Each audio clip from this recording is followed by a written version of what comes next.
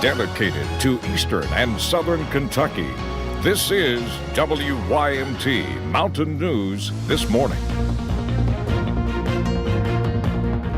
Good morning. It is 5:29 on Tuesday, June the 11th. I'm Will Puckett. Thank you for tuning in to Mountain News This Morning. Well, yesterday was a soggy day, much like we've seen the past couple, but today is a completely different story. So let's bring in Brandon to give us a better breakdown of what to expect on this Tuesday. Brandon, good morning. Good morning. And yeah, it's a very nice start to the day. We're going to continue to see cooler temperatures and cooler air just thanks to those lower dew points. Let's take a look again at the Moorhead camera on I-64 because we're getting closer to sunrise. Look at that beautiful sunrise on the way out there over Moorhead and all of eastern Kentucky at this point this morning up on top of the mountain there.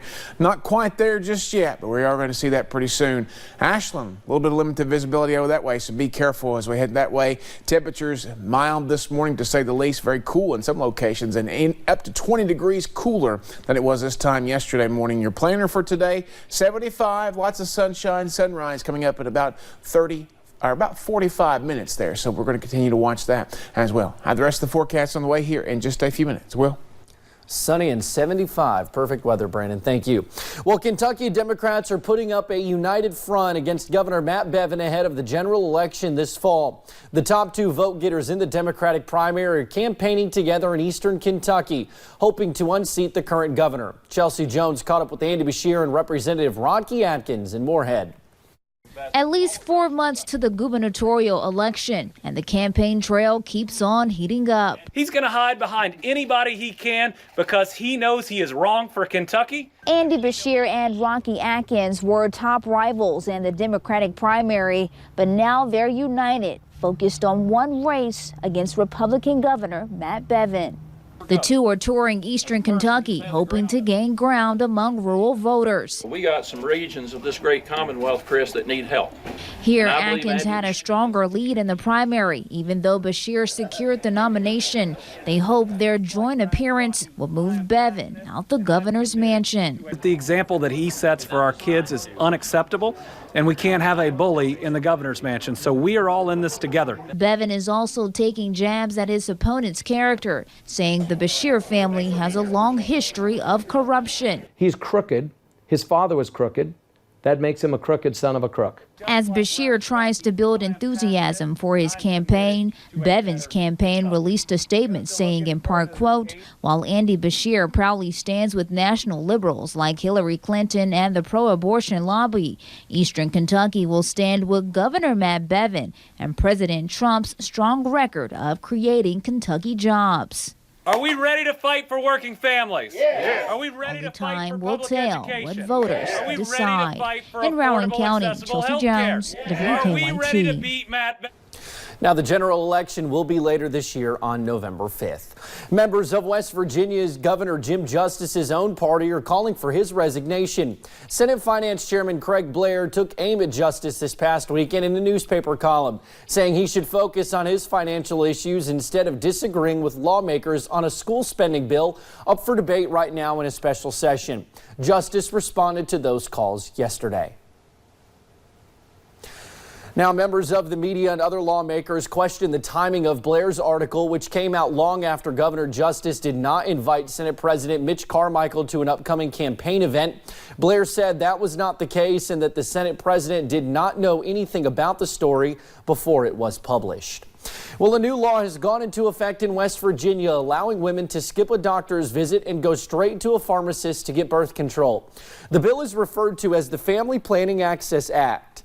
You have to be at least 18 years old to get the medicine, but other than that, anyone can get it. Jordan Hill, the lead sponsor of the bill, says the bill passed overwhelmingly with bipartisan support. Critical for them to get regular checkups and exams, but sometimes it requires months of waiting to even get in to see a gynecologist. And women shouldn't have to wait months to be able to take control of their reproductive health. Hill says even though the bill passed, state health officials have to create a protocol. Once they are able to administer it, pharmacists can give a one-year supply. With 10,000 baby boomers turning 65 every day, there's worry the sheer size of the generation is putting undue pressure on Social Security funds. New research from the Center for Retirement Research at Boston College shows that's not the case. But it turns out the early beneficiaries are actually the ones getting more money than they paid in, not baby boomers. Researchers say it will come down to tax increases to fix the issue. A soldier from New York will become the Iraq War's first living Medal of Honor recipient. White House leaders say former Army Staff Sergeant David Bellavia will be presented with the award later this month. To date, the Medal of Honor has only been awarded posthumously to service members who served during the Iraq War. Bellavia will be recognized for his actions on November 10, 2004, when he saved members of his platoon after they were attacked. Country singer Walker Montgomery honored a World War II veteran at the Polk Salad Festival in Harlan Saturday. Veteran Glenn Durham says Montgomery walked off the stage when he saw Durham wearing a World War II veteran's hat. As he was sitting in the audience, Durham says he appreciates it when people thank him for his service. He will turn 93 next month. Things like that don't excite me like it does a little old lady at the daycare center. Thank me for coming out there. Those last forever. Glenn Durham turns 93 next month. A festival running every year since 1977 is looking for a new direction after what some call a simple misunderstanding. The Honey Festival in Jackson is in the spotlight after a meeting ended in an unintended split. Now the pieces that remain are being carefully put back together so a community tradition can stay intact. I talked with officials to find out more. The weather was not the only contributing factor to the mood in Jackson Monday. The festival is just everything that people look forward to once a year. Uncertainty is now in the air as the town's Honey Festival seems to be slipping away. It's kind of one side against another side. New ideas were brought to the table, creating a headache and split that Mayor Laura Thomas says was never intended. New people need to get involved. We need to get community members out that they say they want change, so now's the time to see who's willing to work for that. Fresh and local, that's the goal now. There are people that are willing to step up and to work hard for the festival to keep it going, and I just hope they do. Because like any town's festival, everyone has their own memory. I started dating my husband at the Honey Festival. I've participated in many Honey Festival runs. And it can also signal the start to many new ones. I think people will come together and say, hey, let's work this out. For the better of all involved. In Breathitt County, Will Puckett, WYMT Mountain News. Now, we reached out to the chairperson of the Honey Festival for comment, but did not hear back. Meanwhile, there will be a meeting for those who want to voice their opinions on the direction of the Honey Festival Thursday at 5 in the evening at City Hall. Well, the Walmart in Big Stone Gap will be closing its doors next month. A company spokesperson said the decision comes after a careful and thoughtful review process to not renew the location's lease. The company hopes to transfer the majority of the 80 associates at the Big Stone Gap store to locations in Jonesville and Norton. Many in Martin County could see another water rate increase. The Public Service Commission is requiring the water district to hire a new management company. Many fear this will cost customers too much money. When the new company takes over, a 44% rate increase will be implemented on top of the current bill. Now, some hope to see only one single manager hired instead of a new company just to save money. Tyson Foods is recalling nearly 200,000 pounds of chicken fritters. Company officials say the fully cooked whole grain Golden Crisp chicken chunk fritters may include hard plastic. The product was produced at one plant in February and shipped to distribution centers in 29 states. It is not sold in stores. It is only available to food service customers like school systems. No injuries or illnesses have been reported.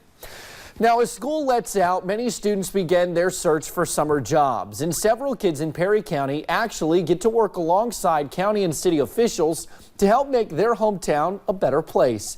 The students working for the county are helping fix up the downtown area by cleaning out the parking garage and other beautification projects. Organizers say it's a hands-on experience that will help them in the future. They are going to be doing gardening, they're going to be doing planting, they may work events, but they are focused entirely on helping out with getting downtown looking good and functioning well. County and city officials say they look forward to continuing programs like this in the future. Students from the Massachusetts Institute of Technology are bicycling from Washington, D.C. to San Francisco. They're making stops along the way to teach STEM workshops. Monday, the bikers stopped at the Challenger Center in Hazard to teach middle and high school age students chemistry, engineering, and other sciences. One instructor says the goal of the program is to break stigmas closely related to engineering. So we really want to try and challenge assumptions based on what an engineer or what a scientist should be, so we can be active, we can volunteer, we can really be involved with our communities. The MIT students instructing the class will spend one more day teaching STEM workshops at the Challenger Center before they hit the bike trail to their next location. Later, a mom and her nonverbal son have connected like never before in a way that was like music to her ears, thanks to one hit song. We get a break from the mess today, so get out there and enjoy it. I'll tell you about the sunny forecast in about 3 minutes.